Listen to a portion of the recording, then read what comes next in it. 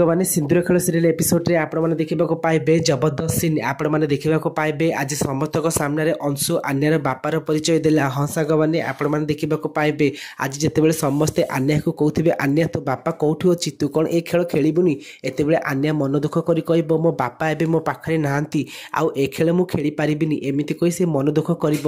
ଆଉ ଅଂଶୁ ଏତେବେଳେ ଯାଇ ଆନ୍ୟାକୁ କୁହନ୍ତି ଆନ୍ୟା ତୋ ବାପା ନଥିଲେ କ'ଣ ହେଲା, ମୁଁ ତ ବାପା ସମାନ, ଆଉ ଏ ଖେଳରେ ଆଜି ମୁଁ ତ ବାପା ହୋଇ ତୋ ହାତ ଧରି ତୋତେ ୱିନ୍ କରିବି।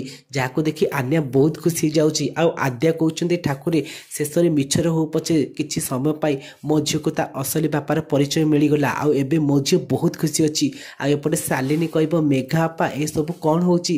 ଆରେ ଏ ଅଂଶୁ ତ ଆଉ ଗୋଟେ ପିଲା ବାହାର କଲା, ତମେ କୋଉଠି ଗୋଟେ ପିଲାକୁ ଗୋଟେଇ ଆଣିଥିଲା, ଏବେ ଆଦ୍ୟାର ଝିଅକୁ ଇଏ ନିଜ ଝିଅ ବୋଲି କହୁଛି। ଏସବୁ କ'ଣ ଦେଖିବାକୁ ପଡୁଛି? ଆଉ ଏହା ଦେଖି ମେଘାର ମୁଣ୍ଡ ଖରାପ ହେଇଯିବ।